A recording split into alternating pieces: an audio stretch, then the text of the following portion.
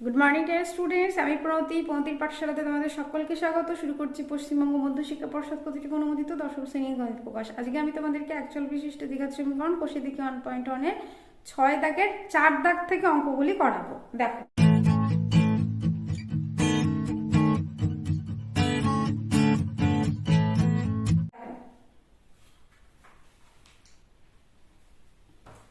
ছয়ের 4 দাগে কি বলছে? একজন ঘড়ি বিক্রেতা একটি ঘড়ি ক্রয় করে 336 টাকায় বিক্রি করলেন। না বলা কথাটি কোথায় বলো তো? না বলা কথাটি হচ্ছে কত টাকায় ক্রয় করলেন। বিক্রি তো 336 টাকায় করলেন বুঝলাম, কিন্তু ক্রয় কত টাকায় করেছিলেন? আমরা আমাদের অঙ্ক করার জন্য ধরবো কি, যে ধরি তিনি এক্স টাকায় ঘড়িটি ক্রয় করেছিলেন। হলো, তিনি যত টাকায় ঘড়িটি ক্রয় করেছিলেন শতকরা তত টাকা তার লাভ হলো। অর্থাৎ যত টাকা দিয়ে ঘড়িটি সে কিনেছিল 100 টাকায় তার তত টাকাই লাভ হয়েছে। তাহলে আমরা আমাদের অঙ্ক শুরু করি, যে ধরি তিনি এক্স টাকায় ঘড়িটি ক্রয় করেছিলেন।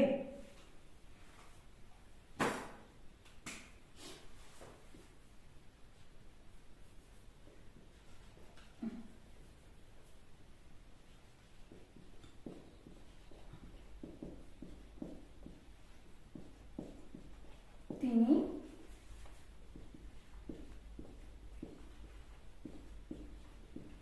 এক্স টাকায় ঘড়িটি ক্রয়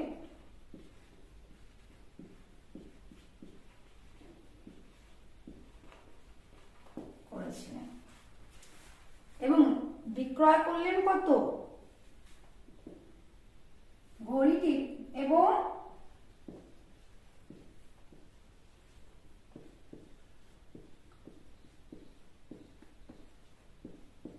ঘড়িটির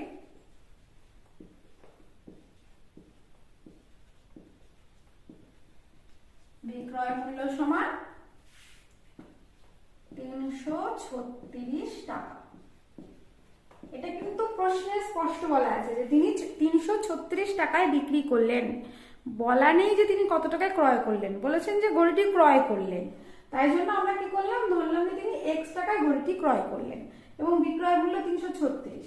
তাহলে আমরা লাভ কত লিখবো? সুতরাং লাভ হচ্ছে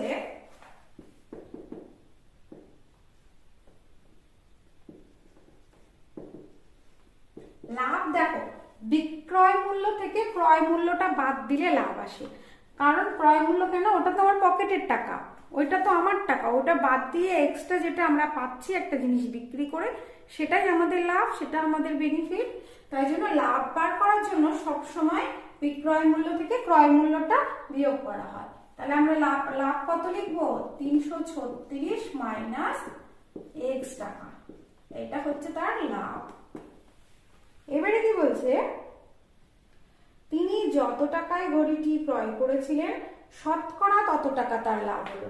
অর্থাৎ 100 টাকায় লাভ হয়েছে এক্স টাকা।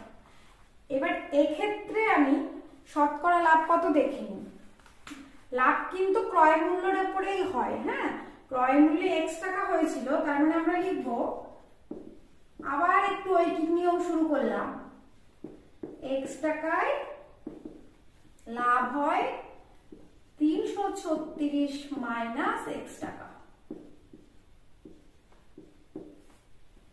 তার মানে তাহলে 1 টাকায় লাভ কত? 336 মাইনাস এক্স বাই এক্স টাকা। 100 টাকায় লাভ কত? 336 মাইনাস এক্স বাই এক্স টাকা। তাহলে এটা হচ্ছে তার শতকরা লাভ, কিন্তু প্রশ্নে বলছে কত? যত টাকা ক্রয় করেছিলেন সেটাই তার শতকরা লাভ। তাহলে প্রশ্ন অনুযায়ী এটা সমান সমান এক্স টাকা, তাই না? তাহলে আমরা এখানে একটু গুছিয়ে লিখি, কি লিখবো? প্রশ্ন অনুযায়ী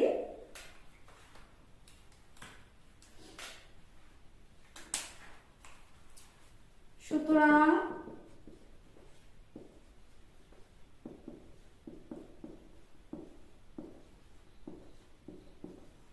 প্রশ্ন অনুযায়ী 336 minus x by x is equal to একটা ভগ্নাংশ, এপাশে একটা ভগ্নাংশ, কোনাকুনি গুণ করে দেবো। দেখো অঙ্কটি কত সহজ হয়ে গেল, কিচ্ছু নেই অঙ্কটির মধ্যে, তাই না? ক্রয় মূল্য বিক্রয় মূল্য সমান সমান লাভ, x টাকায় লাভ হলো এত টাকা, 100 টাকায় লাভ হলো কত টাকা, একটা পাতি ঐকিক নিয়ম। এই লাভটা প্রশ্নে বলছে যে ক্রয় মূল্যের সঙ্গে সমান, তাহলে এর সঙ্গে সমান হয়ে গেল। এবারে আমরা কোনাকুনি গুণ করবো। 1 দিয়ে গুণ করার অর্থ হচ্ছে যেটা আছে সেটাই থেকে যাবে। আমরা আগে x আর x গুণ করে দিই। হ্যাঁ, x ইন্টু x গুণ করলে x স্কোয়ার সমান সমান কত, 336 মাইনাস x, বা x স্কোয়ার মাইনাস x কত হবে, plus x minus 336 is equal two 0। হয়ে গেছে আমাদের অঙ্ক। আমরা কি লিখবো, এটি একটি একচল বিশিষ্ট দ্বিঘাত সমীকরণ, তাই না? এটি একটি একচল বিশিষ্ট, এই যে একটি মাত্র চলরাশি এবং দ্বিঘাত, তার মানে সুতরাং এটি একটি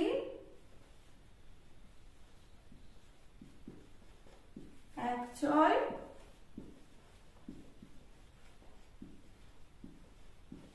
বিশিষ্ট দ্বিঘাত সমীকরণ।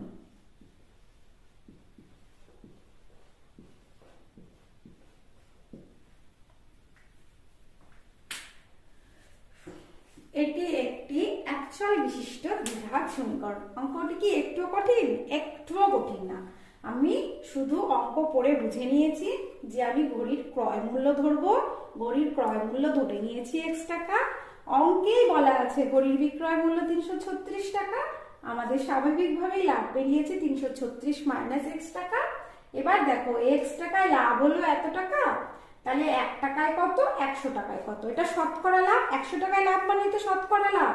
প্রশ্ন বলছে যে শতকরা লাভ নাকি ক্রয় মূল্যের সঙ্গে সমান, তাই জন্য আমরা প্রশ্ন অনুযায়ী এই লাভটাকে x এর সঙ্গে সমান করে দিয়েছি।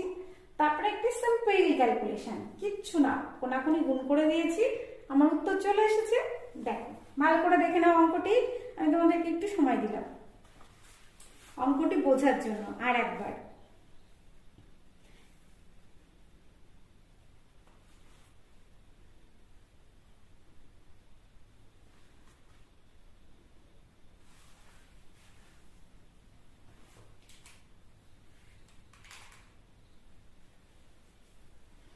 এখন মুছে দিই অঙ্কটি।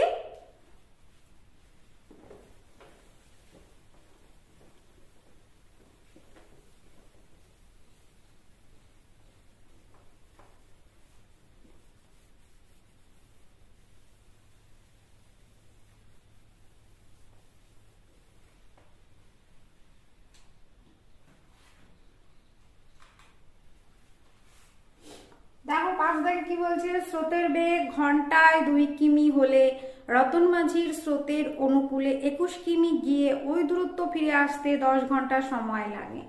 অঙ্কটি একটু যথেষ্ট বোঝার আছে, কিন্তু একবার বোঝা হয়ে গেলে অঙ্কটি ভীষণ সহজ, কঠিন কিচ্ছু না। আগে আমরা ভালো করে একটু বুঝে নিই। দেখো ধরো এই যে স্রোত, এইবার এখানে একটা নৌকা রয়েছে,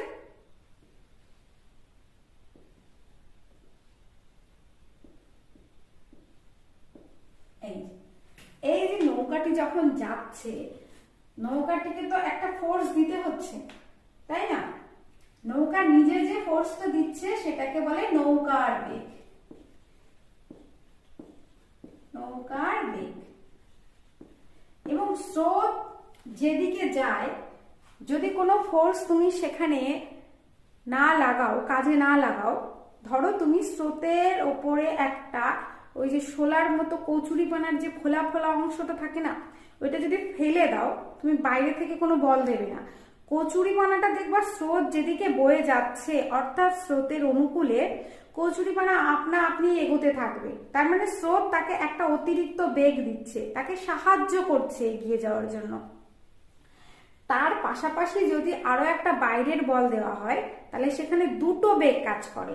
তাই জন্য স্রোতের অনুকূলে বেগ কি হয়, নৌকার নিজে যে বেগটা দিচ্ছে সেটা এবং স্রোত তাকে ঠেলে যেটুকু সাহায্য করছে, দুটো বেগ মিলে আমরা বলি নৌকার বেগ প্লাস স্রোতের বেগ। এই বেগটাকে আমরা বলি স্রোতের অনুকূলে বেগ। কি বলবো? স্রোতের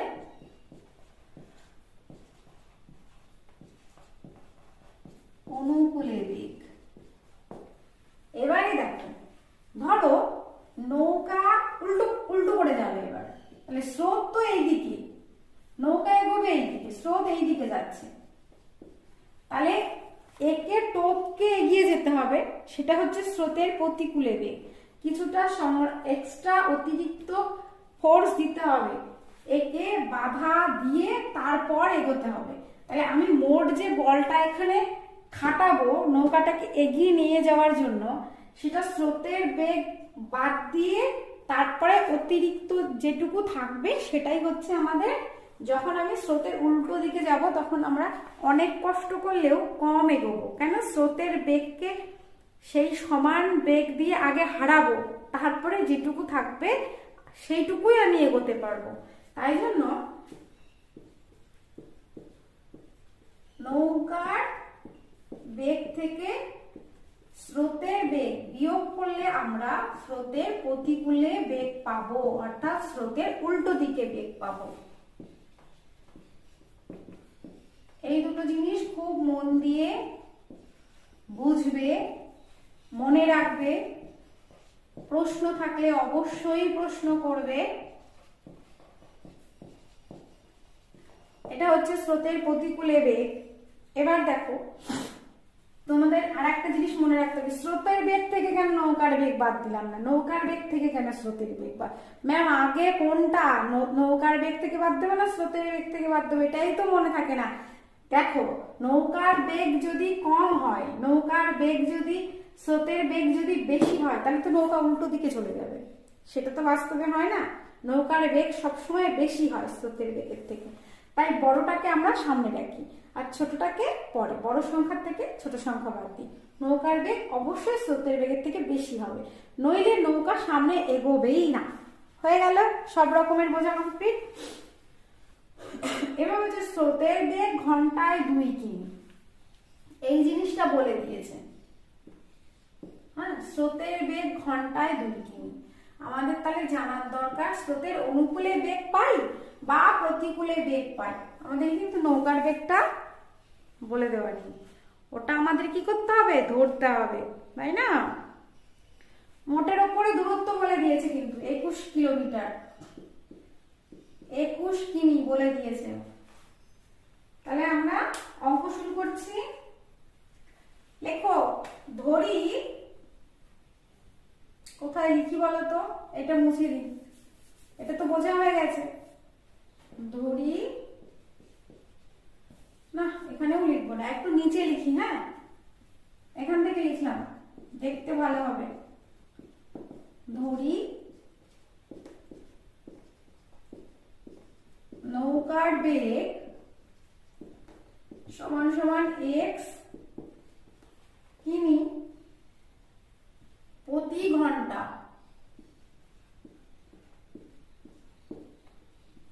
তাই না?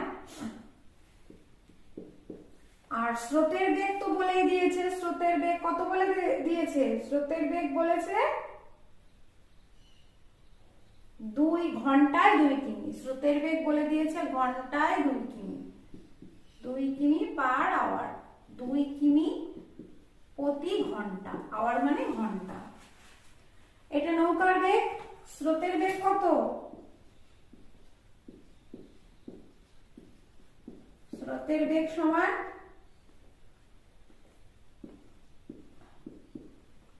2 কিমি প্রতি ঘন্টা। তাহলে স্রোতের অনুকূলে বেগ আর স্রোতের প্রতিকূলে বেগ বার করি। সুতরাং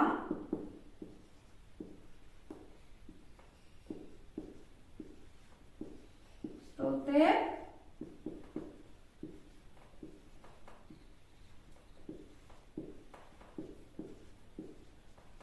অনুকূলে বেগ সমান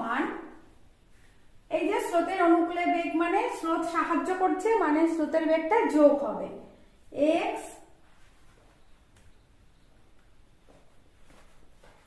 প্লাস 2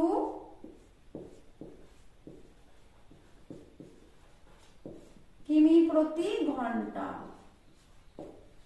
আবার স্রোতের প্রতিকূলে বেগ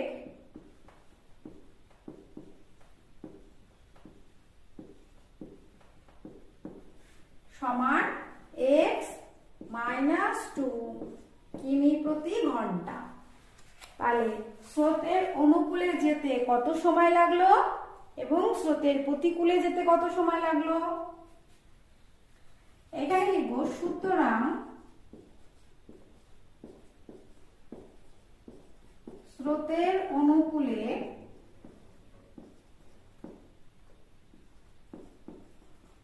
অনুকূলে 21 কিমি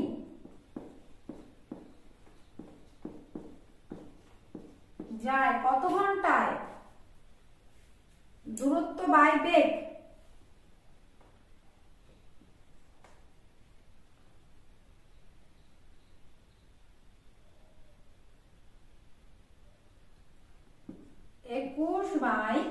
দূরত্ব বাই বেগ x প্লাস 2 ঘন্টায়।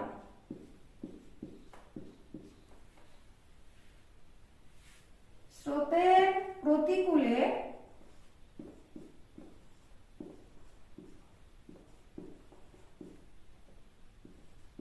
একুশ কিমি যায় 21 বাই x মাইনাস 2 ঘন্টায়। সময়ের পার্থক্য দেখো, স্রোত যখন সাহায্য করেছিল তখন অল্প সময়ে চলে যাবে, আর স্রোতের প্রতিকূলে যেতে বেশি সময় লাগবে, এবং বলছে যে ওখানে যাবে আবার ফিরে আসবে, আসতে মোট সময় কত লাগবে, যাওয়ার সময় এই কয় ঘন্টা লাগলো, আসার সময় এই কয় ঘন্টা লাগলো, এবং যেতে আসতে সময় লাগছে 10 ঘন্টা। তাহলে এক্ষেত্রে যেহেতু মোট সময়, এক্ষেত্রে আমরা বিয়োগ করব না, কি করব, যোগ করব। মোট সময় 10 ঘন্টা। সুতরাং প্রশ্ন অনুযায়ী 21 by x plus 2 plus 21 by x minus 2 সমান সমান 10। বা দেখো 21 কমন নেব, 1 by x plus 2 plus 1 by x minus 2 is equal to 10। বা এই যে x প্লাস 2 x মাইনাস 2 এর লসাগু কত, x plus 2 x minus 2 is equal to 10 by 21। x plus 2 x plus 2 বাদ থাকবে x মাইনাস 2, এখানে প্লাস বসবে, x মাইনাস 2 x মাইনাস 2 বাদ থাকবে x প্লাস 2। দেখো প্লাস 2 মাইনাস 2 কেটে যাবে, প্লাস 2 মাইনাস 2 কেটে গেল, প্লাস x সমজাতীয় রাশিগুলি সবসময় যোগ বা বিয়োগের ক্ষেত্রে সমজাতীয় রাশিগুলি যোগ বা বিয়োগ হয়। x আর x যোগ করলে 2x, নিচে কত a plus b into a minus b, এখানে আমি রাফ ওয়ার্ক দেখিয়ে দিচ্ছি, a plus b into a minus b সমান সমান a square minus b square, তাই না, দেখে নাও। তাহলে a plus b into a minus b মানে a স্কয়ার মানে x square minus b square মানে 4, 2 এর square is equal to 10 by 21। এবারে আমরা কি করব, কোণাকুণি গুণ, তাই না, এরকম ক্ষেত্রে আমরা কি করি, কোণাকুণি গুণ করি। দেখো 10 ইন্টু এক্স স্কয়ার, এই অঙ্কটা আমার এখানে চলে আসলো, 10 ইন্টু এক্স স্কয়ার মানে 10x square minus 4 10 40 is equal two 21 দুগানি 42x, বা 10 x square -42x -40 is equal two 0, বা যদি সবার থেকে 2 কমন নেওয়া হয় তাহলে কেমন দাঁড়াবে?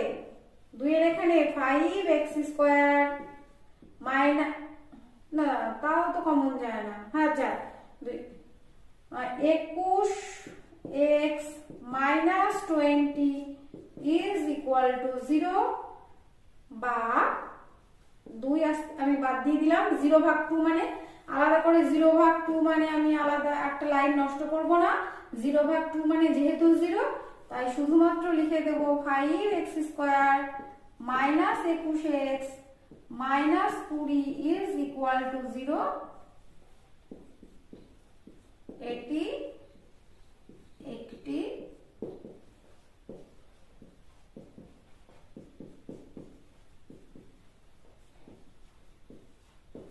একচল বিশিষ্ট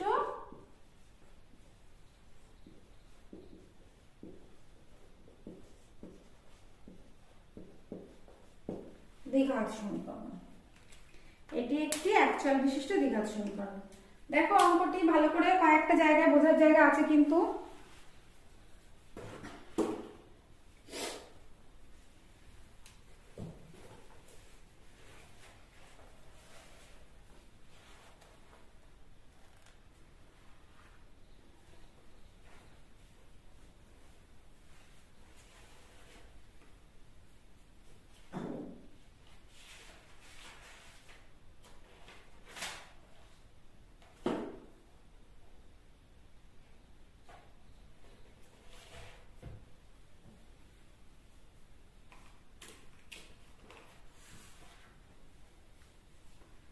বুঝিয়ে দিই, স্রোতের অনুকূলে বেগ মানে স্রোত সাহায্য করছে যাওয়ার জন্য, ওই জন্য স্রোতের বেগ যোগ করব, অর্থাৎ স্রোতের অনুকূলে বেগ মানে নৌকার বেগ প্লাস স্রোতের বেগ।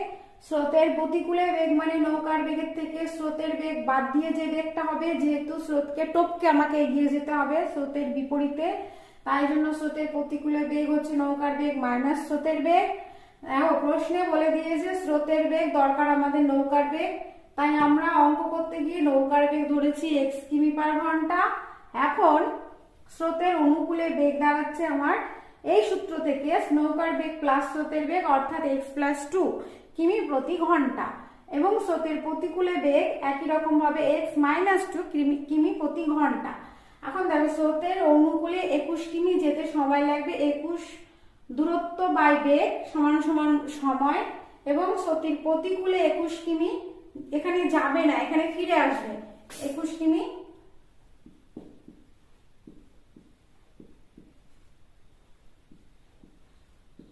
ফিরে আসতে সময় লাগে, ফিরে আসতে লিখবো না, ফিরে আসে, ফিরে আসে এই এত ঘন্টায়, এবং যাওয়ার আসা দিয়ে মোট সময় 10 ঘন্টা, তাই জন্য যাওয়ার সময় প্লাস আসার সময় ফিরে আসার সময় যোগ করে আমার 10 হলো। এখন আগে অনেকবার কমন নেওয়া দেখেছো তোমরা, ওই চিনি কেনার অঙ্কে কমন নেওয়া হয়েছে, তারপরে একটি ট্রেনের অঙ্কে কমন নেওয়া হয়েছে, একই রকম ভাবে 21 কমন নিয়েছি আমি। এখানে ক্যালকুলেশন, এদের লসাগু x + 2 × x - 2, এখানে যা কাটাকাটি গেল, উপরে 2x/x² - 4, এবং অবশেষে আমি কোনাকুনি গুণ করেছি। যখন দুই পাশে দুটো ভগ্নাংশ, পাশে একটা ও পাশে একটা ভগ্নাংশের কোনাকুনি গুণ করে আমার এই ফর্মে এসছে। এটি একটি একচল বিশিষ্ট দ্বিঘাত সমীকরণ তৈরি হয়ে গেছে। এবারে মুছে দিই অঙ্কটি, এবং আমি এখন করাবো 6-5।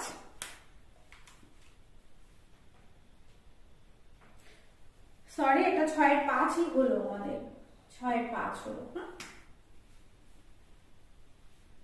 এখন আমরা করাবো 6-6।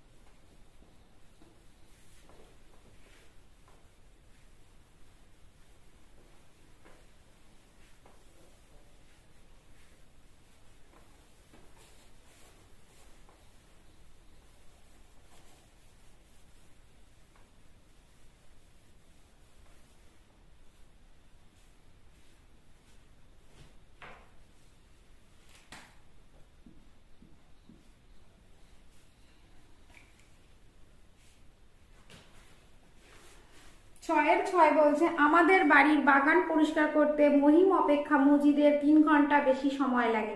সব একই টাইপের অঙ্ক কিন্তু, হ্যাঁ স্টেপটা সাজাতে পারলেই অঙ্ক হয়ে যাবে। ক্যালকুলেশনও একই টাইপের, দেখতেই তো তোমরা পাচ্ছ। কমন নিচ্ছি, লসাগু করছি, কাটাকাটি যাচ্ছে, কোনাকুনি গুণ করছি, এই তো কয়েকটা স্টেপ, প্রত্যেকটা অঙ্ক একই রকমের। তারা উভয় একসঙ্গে কাজটি 2 ঘন্টায় শেষ করতে পারে। এই হচ্ছে তোমার 6 দাগের অঙ্ক। আর একবার পড়ি, বলছে আমাদের বাড়ির বাগান পরিষ্কার করতে মহিম অপেক্ষা মজিদের 3 ঘন্টা বেশি সময় লাগে। তাহলে মহিমের কত সময় লাগে? বলছে মহিম অপেক্ষা মানে কি, মহিমের চেয়ে মজিদের 3 ঘন্টা বেশি সময় লাগে। তাহলে মজিদের 3 ঘন্টা তো বাড়াবো, আগে মহিমেরটা জানবো, মহিমের জানার পরে সেটার সঙ্গে 3 বাড়িয়ে দেবো, তাই না?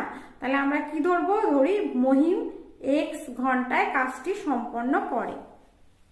সরাসরি অঙ্কে ধরি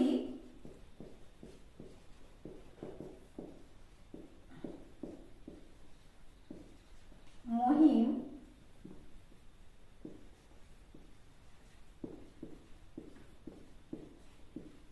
x ঘন্টায়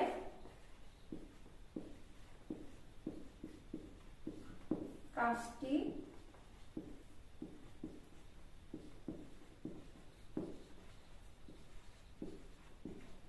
সম্পন্ন করে।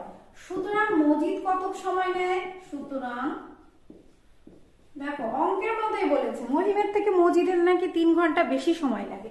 অতএব আমি মজিদ x + 3 ঘন্টায় কাজটি সম্পন্ন করে, এইটুকু তো স্পষ্ট। প্রথম লাইন থেকেই বুঝে গেছি মহিম অপেক্ষা মজিদের 3 ঘন্টা বেশি সময় লাগে।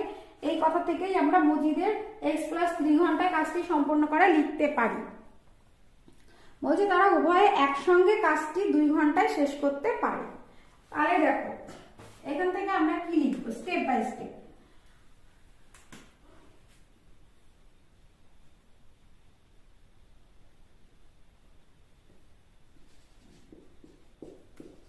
মহিম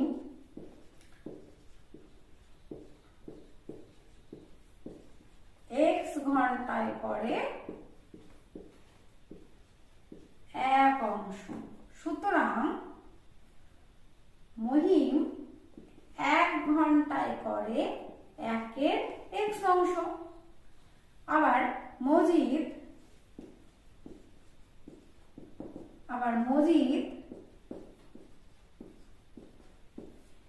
x + 3 ঘন্টায় করে 1 অংশ। সুতরাং মজিদ 1 ঘন্টায় করে 1/x + 3 অংশ। এটা মহিমের, উপরেরটা মহিমের, নিচেরটা মজিদের। 1 অংশ মানে কিন্তু সম্পূর্ণ কাজ। সম্পূর্ণ কাজ যখন করে তখন আমরা গণিতের ভাষায় কি লিখি? 1 অংশ লিখি। বলছে মহিম x ঘন্টায় কাজটি সম্পন্ন করে। সম্পন্ন করে মানে পুরো অংশটুকু কাজ করে ফেলে। পুরো অংশ মানে 1 অংশ। তাহলে 1 ঘন্টায় এতটুকু করে, আর মজিদ 1 ঘন্টায় এতটুকু করে। তাহলে মহিম ও মজিদ উভয়ে 1 ঘন্টায় কতটুকু করে? সুতরাং মহিম ও মজিদ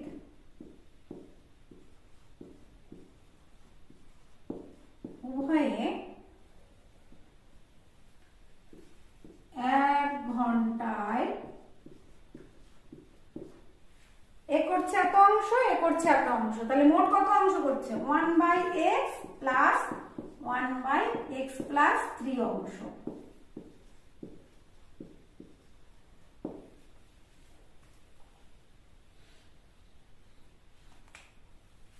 তাহলে 2 ঘন্টায় কতটুকু করে? 2 ঘন্টায় করে 2 ইনটু, একে যদি এত করে 2 এ কত করবে? 2 ইনটু 1/x + 1/x + 3। বলছে ওরা নাকি উভয়ে 2 ঘন্টায় কাজটি সম্পন্ন করতে পারে। তার মানে 2 ঘন্টা কাজ করেছে মানে কি, কাজের পুরো অংশ কমপ্লিট হয়ে গেছে। তাহলে এই অংশ হচ্ছে পুরো অংশ। পুরো অংশ মানে আগেই বলেছিলাম 1 অংশ। সুতরাং এখানে লিখবো, সুতরাং প্রশ্ন অনুযায়ী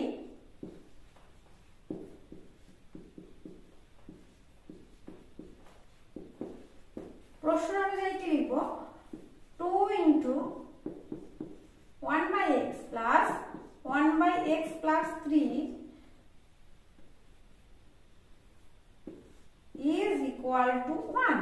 এটা হচ্ছে প্রশ্ন অনুযায়ী। বলছে ওরা 2 ঘন্টায় পুরো অংশটুকু সম্পন্ন করতে পারে। পুরো অংশ মানে এক অংশ। তাহলে এখন দেখো কি করবো, x ইন্টু এক্স প্লাস 3 এর লসাগু কত, x ইন্টু এক্স প্লাস 3। এদিকে একের সঙ্গে 2 ভাগ হয়ে যাবে, 2 গুণ ছিল ভাগ হয়ে গেছে। এখন দেখো x x বাদ পড়ে থাকছে x plus 3 plus x plus 3 3 বাদ পড়ে থাকছে x, মা x আর x যোগ করলে 2x plus 3 by x into x মানে কত, x square, x into x মানে x স্কোয়ার এবং x ইন্টু 3 মানে 3x is equal to half. বা এই জিনিসটাকে 1 দিয়ে গুণ করা মানে যেটা আছে সেটাই বসে যাবে কিন্তু, হ্যাঁ, মানে x স্কোয়ার প্লাস 3x ই বসে যাবে, x স্কোয়ার প্লাস 3x। 2 দিয়ে এই জিনিসটাকে গুণ করা মানে 2 ইন্টু 2x মানে 4x, এই প্লাসটা বসলো, 2 ইন্টু 3 মানে 6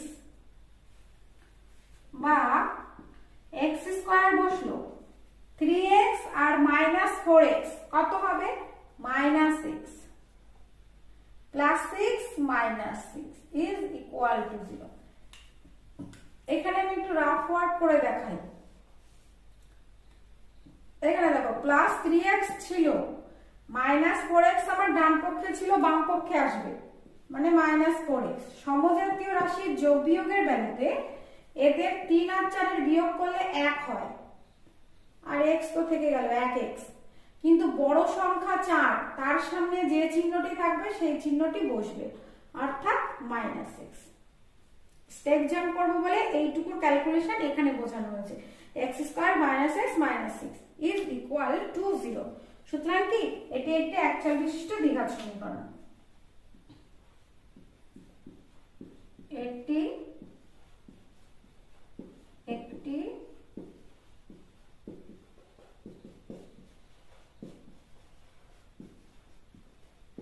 অ্যাকচুয়াল বিশিষ্ট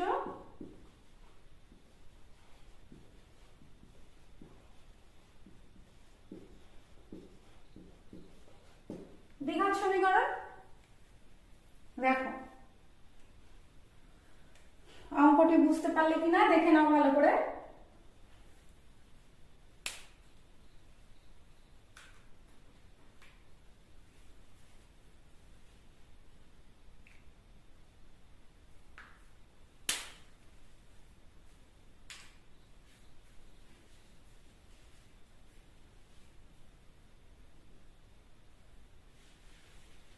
বলে দিয়ে একবার, অঙ্কে বলেছে কি মজিদ মহিমের থেকে 3 ঘন্টা বেশি সময় নেয়।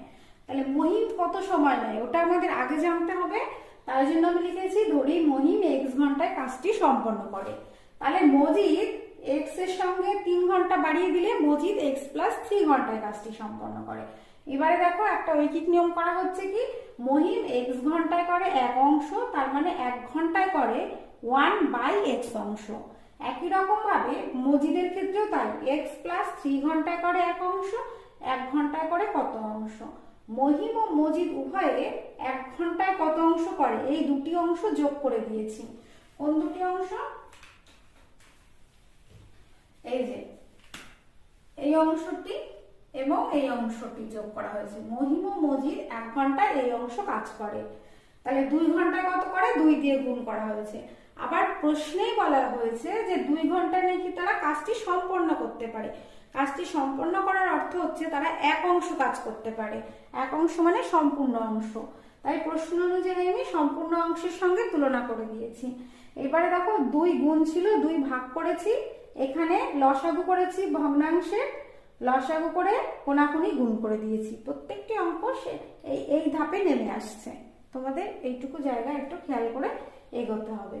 তাও আর একবার দেখে নাও, খাতায় টুকে নাও অঙ্কটি। কারো যদি কোথাও বুঝতে অসুবিধা হয় অবশ্যই আমাকে প্রশ্ন করবে কমেন্ট বক্সে।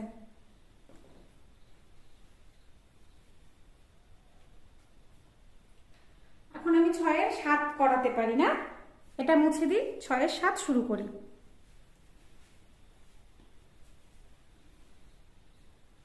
দেখো মুছে দিলাম।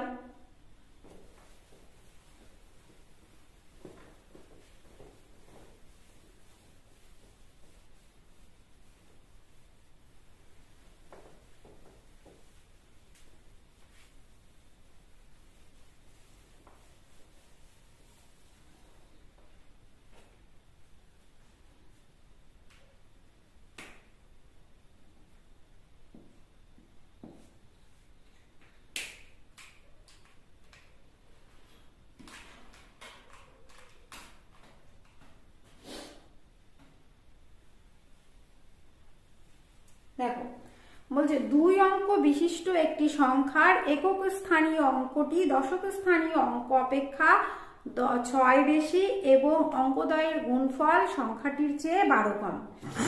দেখো কয়েকটা জিনিস একটু খেয়াল করো, মানে এটা এমনিতে ধরো এগুলো মাথার মধ্যে একটু সেট করে নেওয়াও ভালো। কেমন 2 অঙ্ক বিশিষ্ট সংখ্যা কি? 2 অঙ্ক বিশিষ্ট সংখ্যা খুবই ছোটবেলার জিনিস, তাও বলে দিই। সংখ্যাটি না 99 এর ওপরে হবে না, এর ওপরে যাবে না, হবে না। কেন হবে না? 99 এর ওপরের সংখ্যাটি হচ্ছে কত? 100। কয়টা অঙ্ক আছে? 3টে অঙ্ক, এটা একটা, এটা একটা, এটা একটা, আর এখানে 2টো অঙ্ক। তার মানে 2 অঙ্কের সংখ্যা শুরু হয় 10 থেকে, শেষ হয় 99-তে গিয়ে। 10-এর আগে পড়ছে 9, এখানে একটাই অঙ্ক ব্যবহার করা হয়েছে, তাই ওটি হচ্ছে 1 অঙ্কের সবচেয়ে বড় সংখ্যা। এবং 2 অঙ্কের সবচেয়ে ছোট সংখ্যা 10। 10 থেকে শুরু হয় 2 অঙ্কের সংখ্যা, 99-তে গিয়ে শেষ হয়। যাই হোক, খুবই ছোটবেলার জিনিস সেটা, আমি তা আর একবার তোমাদেরকে স্মরণ করিয়ে দিলাম আর কি।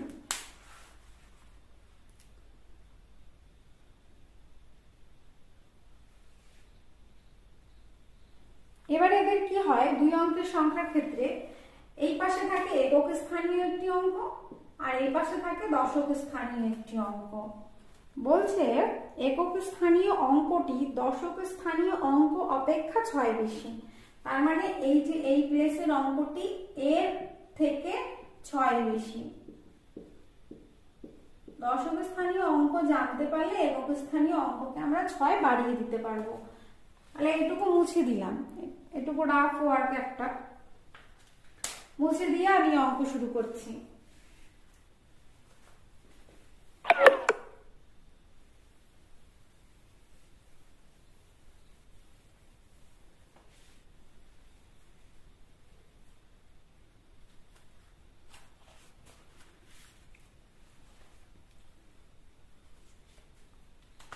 দেখো 2 অঙ্ক বিশিষ্ট একটি সংখ্যার একক স্থানীয় অঙ্কটি দশক স্থানীয় অঙ্ক অপেক্ষা 6 বেশি। তার মানে আগে দশক স্থানীয় অঙ্ক জানতাম, দশক স্থানীয় অঙ্কের চেয়ে 6 বেশি। তাহলে দশক স্থানীয় অঙ্কটি ধরে নিই, ধরি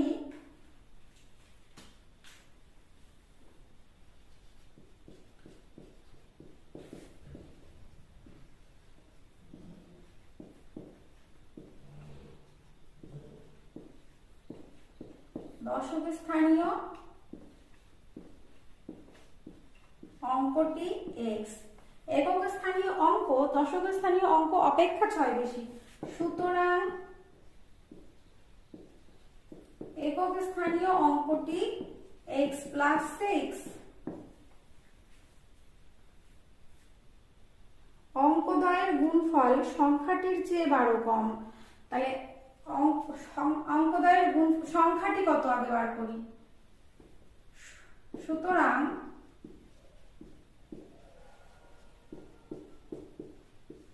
সংখ্যা কি করে বার করতে হয়, এখানে আরেকটু রাফ ওয়ার্কে দেখিয়ে দিই আমি। ধরো একটি সংখ্যা 56, এই সংখ্যাটি কি করে আসে? 6 হচ্ছে এককের ঘরে আছে, 5 দশকের ঘরে আছে, 5 দশকের ঘরে থাকার মানে হচ্ছে 5 এর মোট মান 5 কে 10 দিয়ে গুণ করলে যা হয় তাই। 5 10 কত? 50। এবং এককের ঘরে যেহেতু আছে তাই ওকে 1 দিয়ে গুণ করতে হবে। 6 কে দশকের ঘরে থাকার জন্য 10 দিয়ে এবং 6 এককের ঘরে থাকার জন্য 1 দিয়ে। 6 অক্ষে 6। এইবার কি করব? 50 এর সঙ্গে 6 যোগ করব। এই 56 আমরা পেয়ে গেলাম যোগ টোগ করে। এই 56 পেয়ে গেলাম। তার মানে একটা সংখ্যা অঙ্ক দেওয়া থাকলে সংখ্যা বার করার নিয়ম হচ্ছে দশকের ঘরের অঙ্কটিকে 10 দিয়ে গুণ করো। দশকের ঘরের অঙ্কটিকে 10 দিয়ে গুণ করো, এককের ঘরের অঙ্কটিকে 1 দিয়ে গুণ করো। তাহলে সুতরাং সংখ্যাটি x × 10 প্লাস x প্লাস 6 × 1, এটা হচ্ছে সংখ্যা। এবার এগুলো তো সংখ্যা বেরোলো, এটা আমাদের সংখ্যাটি বেরোলো, অর্থাৎ এই 56 বেরোলো। এবার অঙ্কদ্বয়ের গুণফল মানে 5 আর 6 এর গুণফল 5 × 6।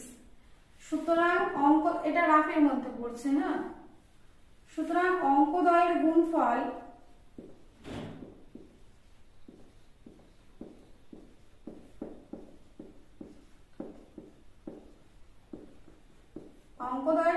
সমান x × x প্লাস 6। এবারে প্রশ্ন বলছে যে অঙ্কদ্বয়ের গুণফল সংখ্যার চেয়ে 12 কম। সংখ্যা কত?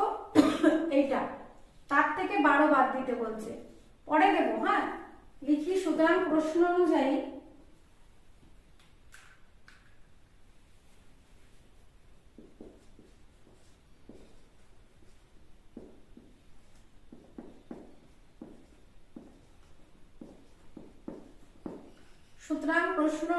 অঙ্কদ্বয়ের গুণফল কত? এইটা সমান সমান সংখ্যার চেয়ে 12 কম। সংখ্যার মানে x × 10 প্লাস x প্লাস 6। 1 দিয়ে গুণটা আর আমি করলাম না, 1 দিয়ে গুণ করলে তো যা সেটাই, -12। এটা হচ্ছে প্রশ্ন অনুযায়ী দাঁড়ালো। বলেছে অঙ্কদ্বয়ের গুণফল সংখ্যার চেয়ে 12 কম। একটা অঙ্ক এই যে, একটা অঙ্ক এই যে। এবার এদের গুণ করা যাক। x × x মানে x², x × 6 মানে plus 6x is equal two x × 10 মানে 10x, x plus plus x plus 6 -12।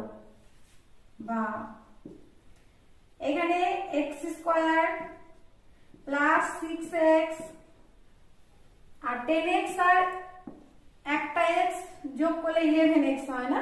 ওই 11x এখানে লিখলাম -11x। 6 আর 12 ক্যালকুলেশন করলে কত হয় দেখো, +6 -12। 6 আর 12 বিয়োগফল 6। বড় সংখ্যা কত? 12। তার সামনে কি চিহ্ন আছে? মাইনাস চিহ্ন। তাহলে এখানে মাইনাস বসিয়ে দিই, -6। এটা করলে আমার -6 হয়, তাই না? এটা কিন্তু রাফ, হ্যাঁ তোমরা এটা অঙ্কে ফ্রেশ অঙ্কে করবা না, এই জায়গায় জায়গায় এরকম করবা না। -6 যখন আমার ডান পক্ষ থেকে বাম পক্ষে আসবে তখন +6 ইজ ইকুয়াল টু 0। একটু স্টেপ জাম্প করেছি, দেখো কি করেছি। 10x আর x 11x, ডান পক্ষের 11x, বাম পক্ষে -11x।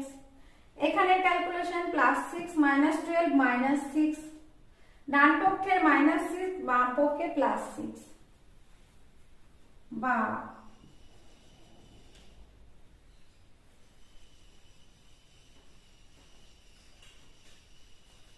x² plus 6x 11x। 6 আর 11 এদের বিয়োগফল করলে কত হয়? 6 -11। 5 আর 6 11, তার মানে 5। যেহেতু 11 একটি বড় সংখ্যা এবং তার সামনে মাইনাস চিহ্ন, তাই এখানে -5। Minus 5x plus 6 is equal two 0। এটি কি একটি একচল বিশিষ্ট দ্বিঘাত সমীকরণ। অতএব আমাদের একচল বিশিষ্ট দ্বিঘাত সমীকরণ গঠন হয়ে গেছে।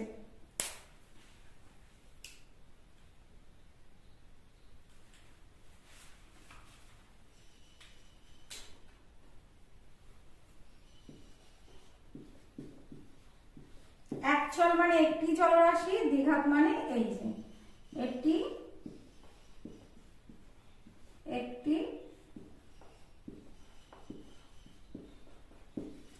একচল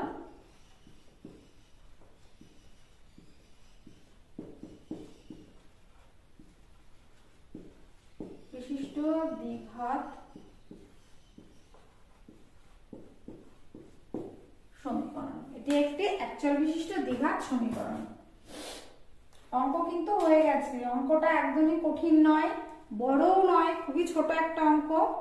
দেখো খুব অল্প জায়গাতে হয়ে গেছে। একটু বোঝার জিনিস অবশ্যই আছে, মাধ্যমিক দেবে তোমরা, এটুকু তোমাদেরকে বুঝতেই হবে। দশকের স্থানীয় অঙ্ক ধরে নিয়েছিলাম x, বলেছে একক স্থানীয় অঙ্ক তার চেয়ে 6 বেশি, 6 বাড়িয়ে দিয়েছি। সংখ্যাটি কত? দশক স্থানীয় অঙ্ককে 10 দিয়ে গুণ করতে হয় এবং একক স্থানীয় অঙ্ককে 1 দিয়ে গুণ করতে হয়। করা হয়েছে। অঙ্ক দ্বারা গুণফল মানে এই যে একটা অঙ্ক এবং এই যে একটা অঙ্ক, এদের গুণফল হচ্ছে এই যে x into x plus 6, x into x plus 6। অঙ্কদ্বয়ের গুণফল সংখ্যার চেয়ে 12 কম, এই যে অঙ্কদ্বয়ের গুণফল আর এই যে সংখ্যা তার চেয়ে 12 কম করে দেওয়া হয়েছে। ক্যালকুলেশন করে একটুখানি এগিয়েছি, আমার অঙ্ক একচল বিশিষ্ট দ্বিঘাত সমীকরণ গঠন হয়ে গেছে। তাহলে 6 7 হলো। দেখো ভালো করে দেখে নাও আর একবার। এবারে 6 8 করাবো।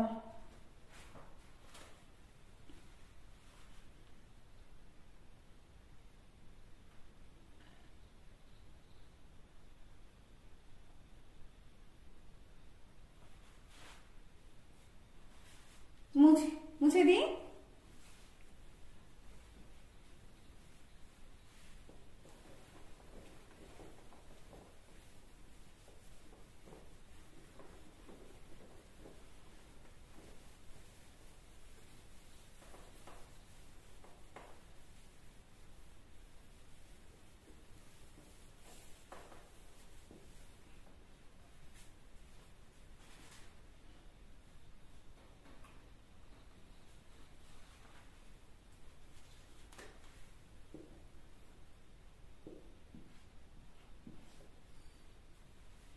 দেখো 6 8 অঙ্কটা করছি। বলছে 45 মিটার দীর্ঘ ও 40 মিটার প্রশস্ত একটি আয়তক্ষেত্রাকার খেলার মাঠের বাইরের চারিপাশে সমান চওড়া একটি রাস্তা আছে এবং ওই রাস্তার ক্ষেত্রফল 450 বর্গমিটার।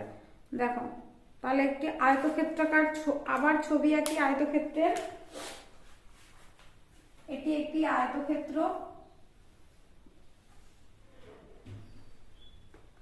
যা দৈর্ঘ্য 45 মিটার এবং প্রশস্ত 40 মিটার। আচ্ছা এখানে লেখার দরকার নেই, থাকলো। এবার বলছে এটা না ভেতর দিয়ে লিখবো, আমাদের সুবিধা হবে। বাইরের চারপাশে আবার যেহেতু রাস্তা আছে, তাহলে 45 আর এটা 40। এবার বলছে বাইরের চারিপাশে সমান চওড়া,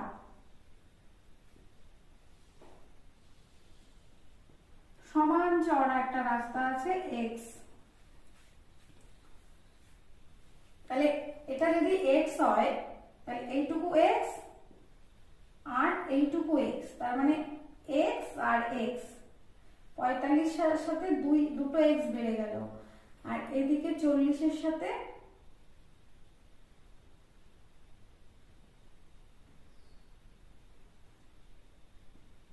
এই বাহুটার দৈর্ঘ্য পেতে গেলে আমাকে এই x আর এই x যোগ করতে হবে। তাহলে আয়তক্ষেত্রাকার মাঠের, দেখো অঙ্ক শুরু হচ্ছে, আয়তক্ষেত্রাকার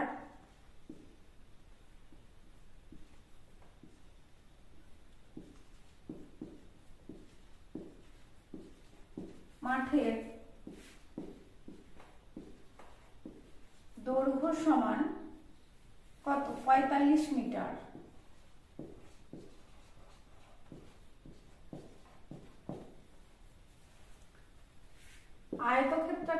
মাঠের এবং আয়তক্ষেত্রাকার মাঠের প্রস্থ সমান 40 মিটার। সুতরাং মাঠের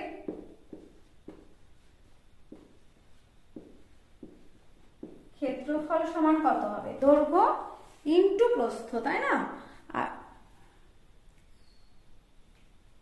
আয়তক্ষেত্রের ক্ষেত্রফল মানে দৈর্ঘ্য ইনটু প্রস্থ। 45 ইনটু 40।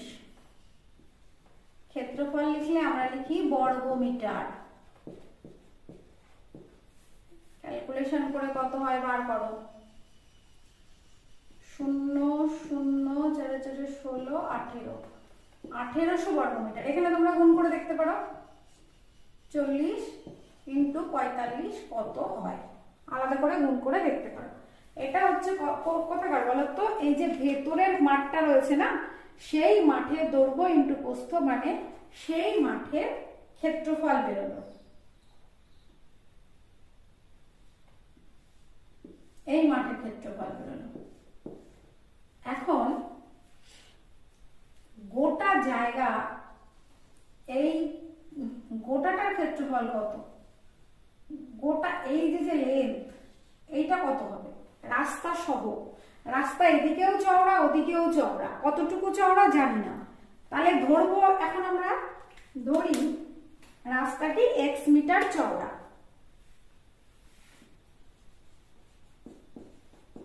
ধরি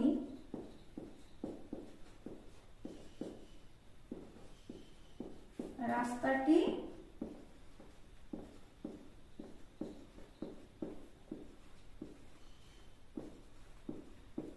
x মিটার চওড়া। সেক্ষেত্রে রাস্তা সহ মাঠের দৈর্ঘ্য কত? সুতরাং রাস্তা সহ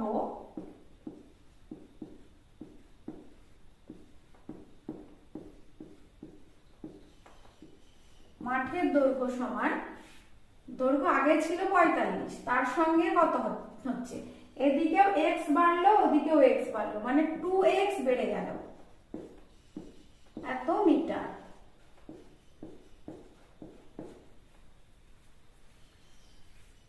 আবার রাস্তা সহ মাঠের প্রস্থ কত হবে? দেখো প্রস্থ মানে কি? এদিকে x বেড়ে গেছে এদিকে x বেড়ে গেছে, কটা x বাড়লো? দুটো x বেড়ে এই বাইরের দিকে প্রস্থটা পাচ্ছি, তার মানে 40 প্লাস 2x। তাহলে রাস্তা সহ মাঠের ক্ষেত্রফল কত?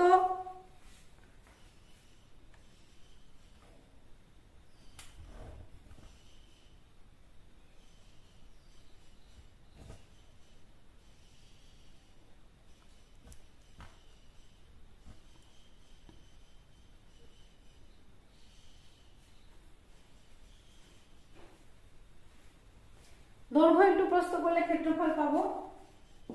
সুতরাং রাস্তা সহ মাঠের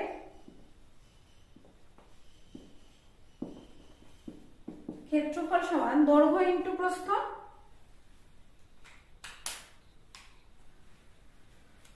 দৈর্ঘ্য মানে 45 plus 2x into 40 plus 2x। এটা গুণ এখন করছি না। এবারে রাস্তার ক্ষেত্রফল প্রশ্নে বলেছে 450 বর্গ মিটার। তাহলে আমরা গোটা জায়গাটা, এই যে গোটা জায়গাটা রয়েছে,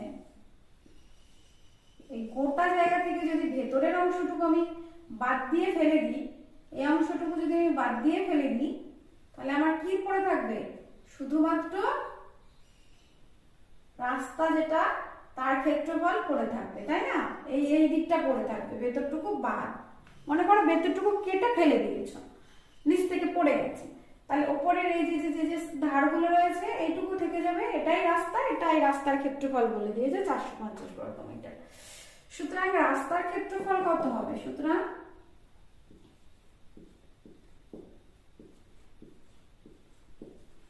রাস্তার ক্ষেত্রফল,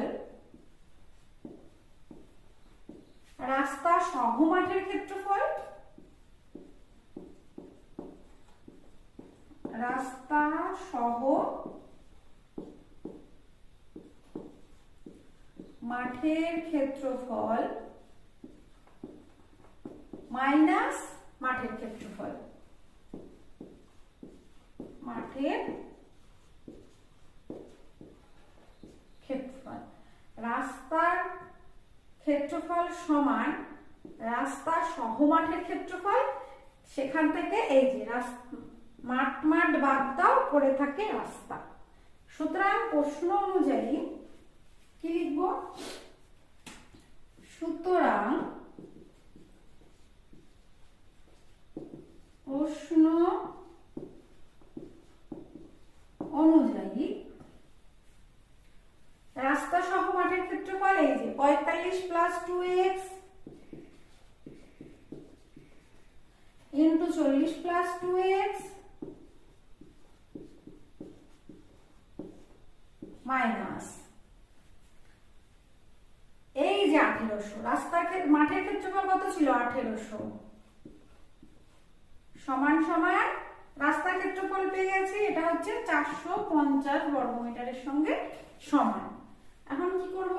আমরা বীজগণিতের গুণটা করব। কিভাবে গুণ করব দেখো, বীজগণিতের প্রথম 45 ইন্টু 40 করতে হবে, 45 ইন্টু 40, আবার এই 45 ইন্টু 2x প্লাস প্লাস 45 দুগানি কত? 90x, আবার দেখো 2x ইন্টু 40 মানে 40 দুগানি 80x, আবার 2x ইন্টু 2x মানে 4x square minus 1800 is equal two 450। বা 45 ইন্টু 40 মানে ওই দেখো করা 1800 প্লাস 90 আর 80 কত হয়? 9 9 18 মানে 170x, 90 আর 80 দেখতে পারো যোগ করে তোমরা, 170x plus 4x square minus 1800 is equal two 450। এই যে দুটো 1800 প্লাস 1800 মাইনাস 1800 আমরা কি করব? কেটে দেব। বা 4x স্কয়ার আগে লিখি, 4x square plus 170x minus 450, 450 ডান পক্ষে ছিল, বাম পক্ষে চলে আসলো।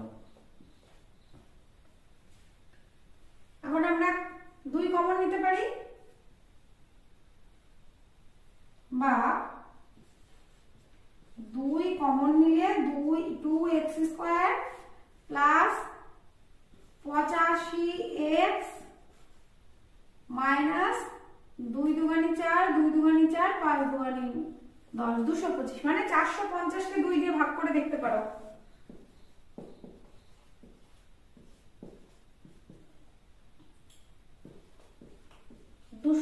হবে, হ্যাঁ, ইজ ইকুয়াল টু 0। এখন এই 2 আমি আর লিখবো না, একবারে উত্তর লিখবো।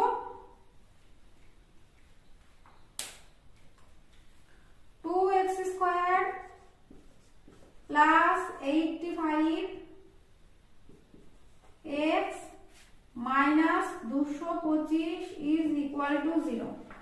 কি এটি একটি একচল বিশিষ্ট দ্বিঘাত সমীকরণ।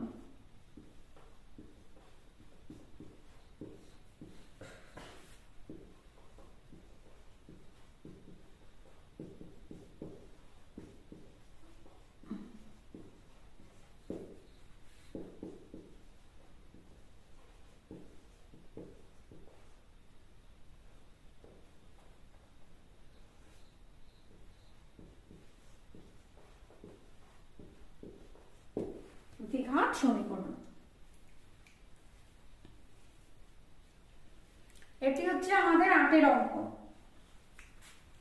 দেখো কেমন লাগলো অঙ্কটি আমাকে বলবে তোমরা অবশ্যই। আর একবার বুঝিয়ে দিই যথারীতি। একটি আয়তক্ষেত্র বলেছিল, যার ভেতরে দৈর্ঘ্য বলে দিয়েছিল 45 মিটার এবং প্রস্থ বলেছিল 40 মিটার। আমরা কি করলাম, আয়তক্ষেত্রের ক্ষেত্রফল নির্ণয়ের যে সূত্র দৈর্ঘ্য ইন্টু প্রস্থ করে ভেতরের ক্ষেত্রফলটা আগে 1800 বার করলাম। এবার বলছে রাস্তাটি সমান চওড়া। কত চওড়া ধরে নিয়েছি না, ধরি রাস্তাটি x মিটার চওড়া। x মিটার চওড়া হওয়ার দরুন রাস্তা সহ যে মোট দৈর্ঘ্যটা সেটা দুদিকেই x বেড়ে গেছে। তাই জন্য রাস্তা সহ মাঠের দৈর্ঘ্য দাঁড়িয়েছে, ভেতরের যে 45 ছিল তার সঙ্গে 2x বাড়িয়ে দিয়েছি। তাই রাস্তা সহ মাঠের দৈর্ঘ্য 45 প্লাস 2x মিটার। রাস্তা সহ মাঠের প্রস্থ 40 ছিল, তার সঙ্গে 2x বেড়ে গেছে। ক্ষেত্রফল নির্ণয়ের সূত্র কিন্তু একই রকম, দৈর্ঘ্য ইন্টু প্রস্থ। রাস্তা সহ মাঠের ক্ষেত্রফল মানে ওই রাস্তা সহ মাঠের দৈর্ঘ্য ইন্টু প্রস্থ, যেটা এইটা আর এটা গুণ করে এত বর্গমিটার।